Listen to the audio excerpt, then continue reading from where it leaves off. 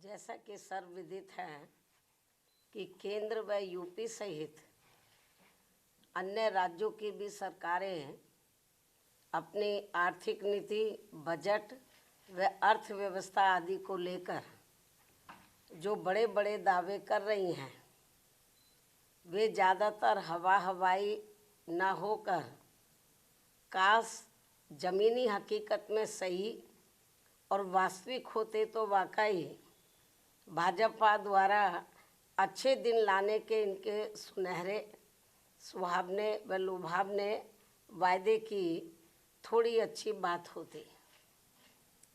किंतु दुखद है कि सरकार की अधिकतर नीतियों एवं कार्यक्रमों से जग जाहिर तौर पर कुछ मुट्ठी भर बड़े बड़े पूंजीपति व धन्ना सेठ और अधिक धनवान बन रहे हैं व इन जैसे लोगों की संख्या दिन दोगुनी व रात चौगुनी बढ़ रही है, जो कि ये सरकार की पूंजीवाद समर्थक नीति का जीता जागता प्रमाण है। जबकि सरकारों का सही व संवैधानिक दायित्व अमीरों को और अधिक अमीर बनाने की बजाय यहाँ के दलितों, आदिवासियों, पिछड़े वर्गों व अन्य मेहनतकश समाज से संबंधित रखने वाले करीब 125 करोड़ नागरिकों की गरीबी, बेरोजगारी व हर प्रकार के इनके पिछड़ेपन को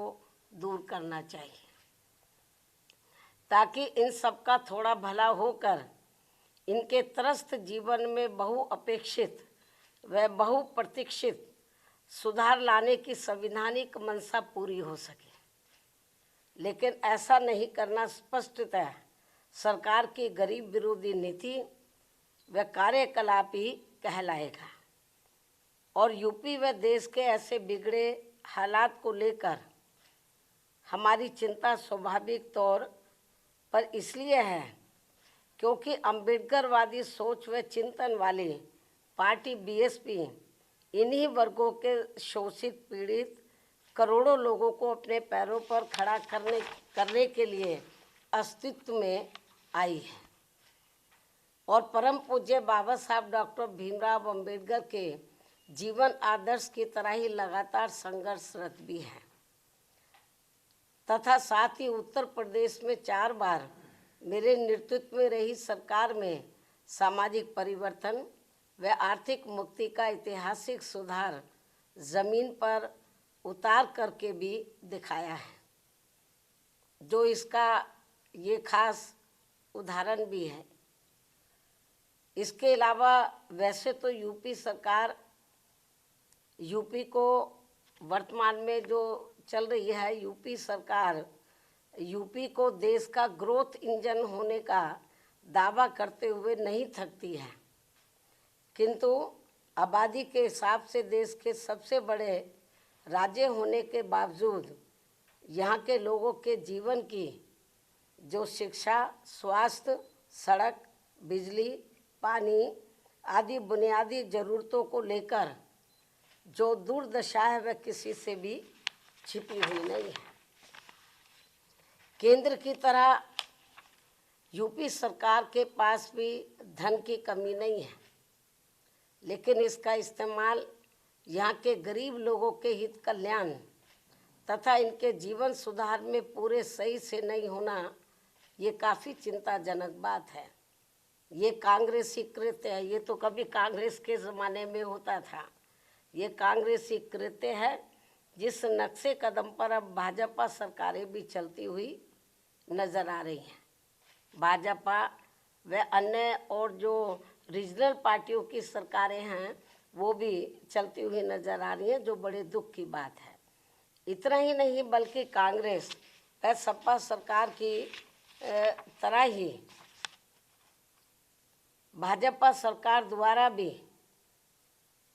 बाबा साहब डॉक्टर भीमराव अम्बेडकर समग्र विकास योजना आदि जैसी महत्वपूर्ण योजनाओं को निष्क्रिय बना देने के कारण हमने जो डॉक्टर भीमराव अम्बेडकर समग्र विकास योजना यूपी में शुरू की थी, तो इसको कांग्रेस और सपा की सरकार की तरह ही भाजपा सरकार द्वारा भी डॉक्टर अंबेडकर समग्र विकास, ग्राम विकास योजना आदि जैसी महत्वपूर्ण योजनाओं को निष्क्रिय बना देने के कारण अब गरीब ग्रामीण परिवारों का अपेक्षित समग्र विकास प्रभावित है।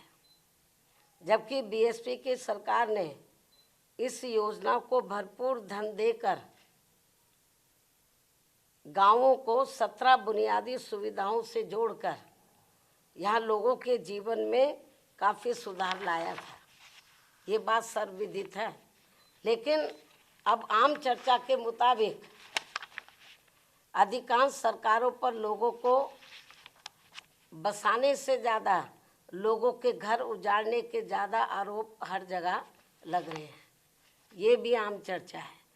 इसके साथ ही मध्य प्रदेश भाजपा सरकार के वरिष्ठ मंत्री द्वारा विभिन्न सरकारी कल्याणकारी योजनाओं के लाभार्थियों को भिखारियों की फौज बताने से इन करोड़ गरीब अपेक्षितों के प्रति इनकी हीन, संकीर्ण एवं जातिवादी सोच ज़्यादा प्रदर्शित होती है, जो ये गंभीर विषय भी है।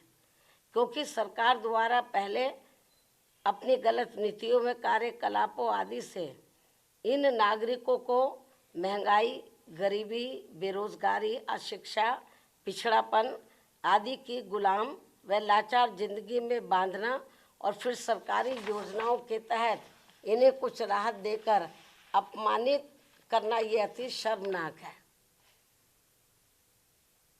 मतलब मामूली सा राहत देकर। उससे भी दुखद बात यह है कि दलित, शोषित, पीड़ित गरीबों को थोड़ा सा अनाज देकर इनका वोट लेकर सरकार बनाना और सरकार बन जाने पर इनको भिखारियों की फौज बताकर इनके आत्मसम्मान व स्वाभिमान को जबरदस्त ठेस पहुंचाने वाली खुली गरीब विरोधी जातिवादी राजनीति करना ये ठीक नहीं है। और इसकी जितनी भी निंदा की जाए वह कम है। ये विषय हालांकि मीडिया में तो काफ़ी चर्चा में रहा है, लेकिन इसके बावजूद केंद्रीय नेतृत्व ने इसका संज्ञान लेना उचित नहीं समझा, जो ये भी चिंता की बात है। इसके साथ ही यूपी ही नहीं बल्कि पूरे देश में भाजपा सरकारों द्वारा कानून व सरकारी मशीनरी का दुरुपयोग करके धर्म विशेष के नागरिकों व उनके धार्मिक स्थलों आदि को जो टारगेट किया जा रहा है, वह संविधान की मान मर्यादा व उसके धर्मनिरपेक्षता के मूल सिद्धांत के विरुद्ध वास्तव में देश के विकास को बाधित करने वाला कदम है। और अब मेरा यही कहना है, केंद्र व यूपी सहित सभी राज्य सरकारों को अपनी संकीर्ण, द्वेषपूर्ण, जातिवादी व सांप्रदायिकता आदि के कृत्यों से जरूर बचना चाहिए, क्योंकि इससे देश के करोड़ों गरीबों, मजदूरों, शोषितों, पीड़ितों, दलितों, आदिवासियों, पिछड़ों व अन्य मेहनतकश नागरिकों का हित व कल्याण नहीं हो पा रहा है, और जिससे वास्तव में देश हित भी प्रभावित हो रहा है। ऐसे में सरकारों की नियत, नीति व अमल में भी सर्वजन हिताय व सर्वजन सुखाय जैसा सही संवैधानिक जनहितैषी बदलाव होना जरूरी है। संक्षेप में अब हमारी पार्टी का यही कहना है कि हर वर्ष केंद्र व राज्यों के बजट में देश, प्रदेश व जनहित की जो काफ़ी बड़ी बड़ी बातें कही जाती हैं, और आपको मालूम है इस समय बजट का दौर चल रहा है पूरे देश में।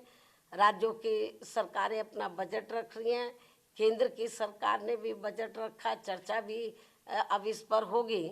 लेकिन इन्होंने हर साल केंद्र और राज्यों की सरकारें अपने बजट में देश, प्रदेश व जनहित की, केंद्र की सरकार देश की जनहित की और राज्यों की सरकारें प्रदेश व जनहित की तो काफ़ी बड़ी बड़ी बातें करती हैं, लेकिन उन पर 50% भी सही से अमल नहीं किया जाता है।